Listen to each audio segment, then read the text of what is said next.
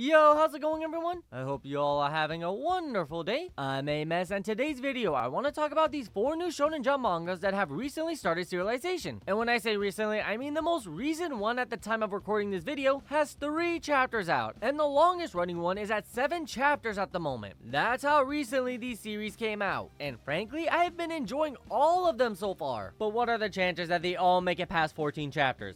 I believe 14 chapters is how long Shonen Jump gives mangas to gather an audience. It might be more. It could actually be around 20 chapters, I believe. But still, will these series get past that first milestone? This video aims to look at the premise, artwork, characters, and potential of these 4 series. It is too soon to tell if any one of these are going to be a hit or not, but there are some that, in my opinion, might end up surprising some of you. So if any one of these ends up piquing your interest, you should check them out. Also, I'm going to discuss these from the series with the least amount of chapters to the most, just because I want to save the one that I have more to work with for last, and to allow me to talk more about it. I will avoid major spoilers, but I will mention some moments that have a major impact, like a comedic moment or something that pertains to my evaluation of the series. Again, nothing major, but it's still not spoiler free either. And with that, let's get right into it. The first series I want to go into is Exorcist.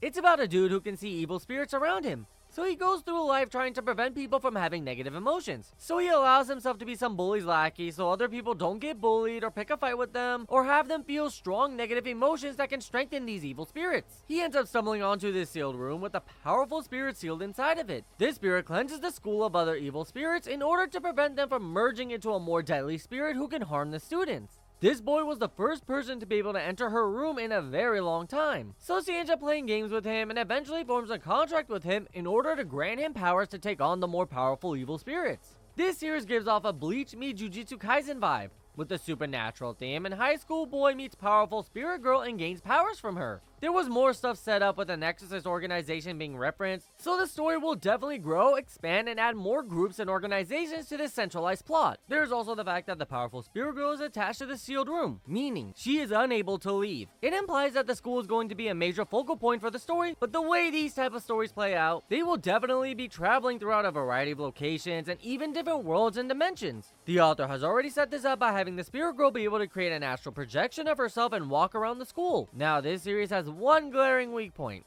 and it's the character interactions and dialogue. It seems forced and unnatural at some points. It doesn't flow as well as you would want it to. I don't know if it's just because I had recently read Yomi no Tsugai with its amazing dialogue and back and forth between characters, but Exorcist left much to be desired in that retrospect. It could be simply because the author was trying to make things intense from the get-go to draw in the reader, but that made it feel like the dialogue was more unnatural and left the intense situations unsatisfying both during the climax and end result of it. Now, this can be improved upon with time, but whether the series lasts that long is the question. On the positive side of things, the artwork looks amazing. It's far better than what you would expect from a mangaka's first publication. The action scenes have been short and sweet so far, so I can't critique them just yet. Hopefully there are more drawn out fights in the future, but we'll just have to wait and see. I have my doubts about this series, but I would like to believe in the Bleach meets Jujutsu Kaisen vibes I'm getting, and hope this series doesn't crash and burn before it gets going. Next up, and my personal favorite from this list, Retry. It's a post-World War II underground boxing manga. It follows a kid who wants to be a famous boxer like his dad.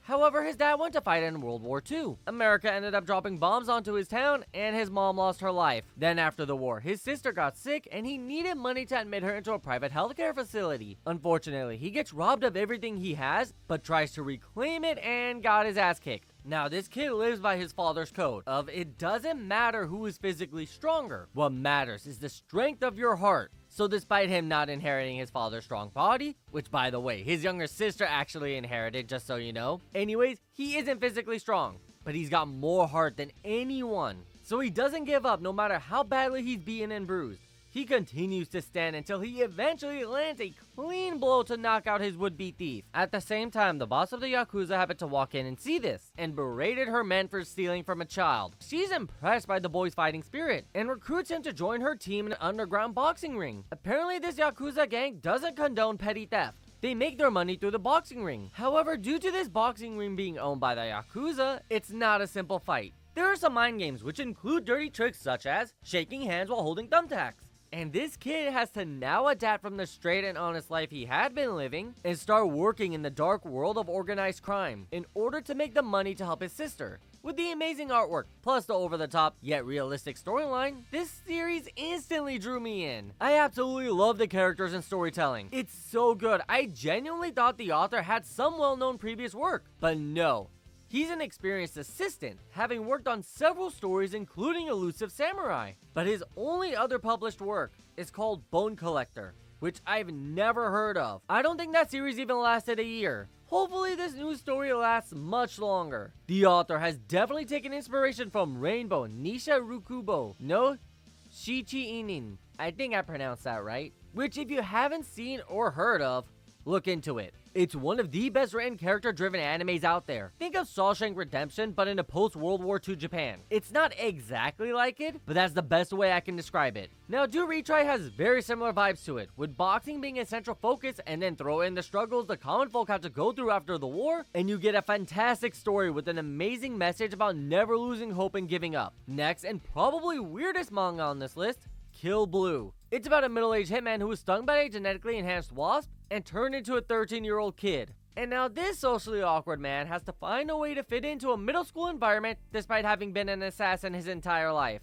He never had a childhood, let alone went to school. So he's experiencing new things and attempting to find a cure to turn himself back. The story is simple enough and the comedic moments will get a laugh out of you, but this series has a lot of way too over-the-top moments. It's understandable because we have a hitman going to a middle school, and the author wants to show off his skills whenever he can.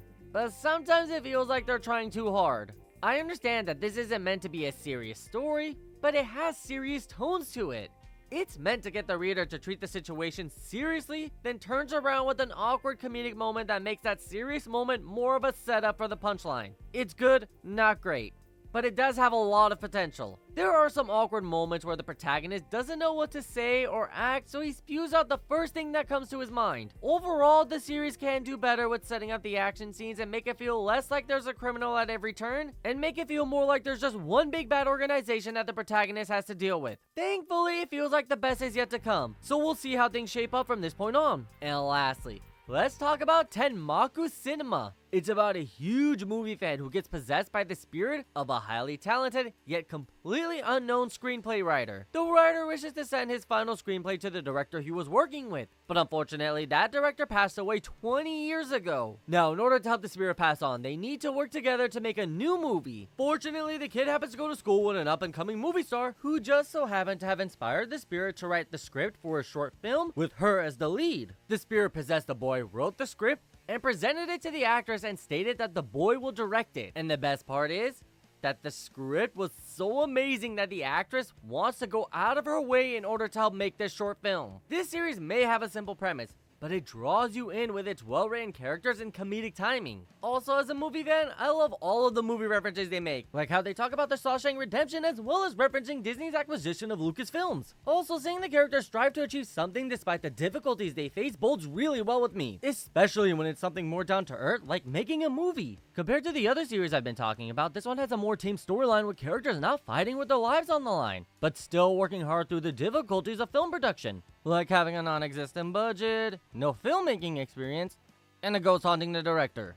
Out of all of the series in this video, I think this one will have the most growth and development. Do Retry will by far be the most entertaining series, but Tenmaku Cinema left itself so much room to grow. There is the mystery behind the writer's death, the possibility of the series upgrading from the junior high setting to the professional filmmaking industry, and the most important part of this series. It's written by Yuto Tsukuda and illustrated by Shun Saeki, who are known for making Food Wars. Now, Food Wars might be famous for coining the phrase foodgasm, but it was also a really well-written story with great development. Granted, the story kind of stumbled at the end, but no, the artwork was phenomenal. Hopefully, Yuto Tsukuda learns from the mistake of Food Wars and doesn't try too hard at the end to one-up the previous arc, and focuses on having a cohesive storyline that smoothly flows into the next part without going over the top. Also, I should let you know that Tenmaku Cinema doesn't have as much fan service as Food Wars. To some, that might be a disappointment, but this is still an amazing series without it. With patience and self-control on the writer's side, this could be the best series on this list. I personally believe all 4 of these mangas can become great. Are they going to be around for years to come? Probably not. I would love for all of them to grow and fully flesh out their storylines and continue to improve with each volume. Maybe a couple of them might end up becoming mainstream. As a matter of fact, I will love it if they did.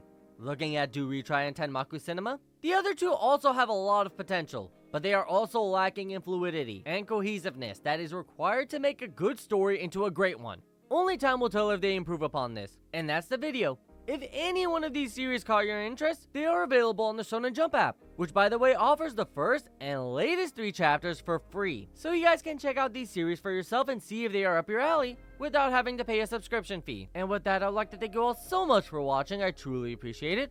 I look forward to seeing you in the next one, and remember to keep having fun. See ya!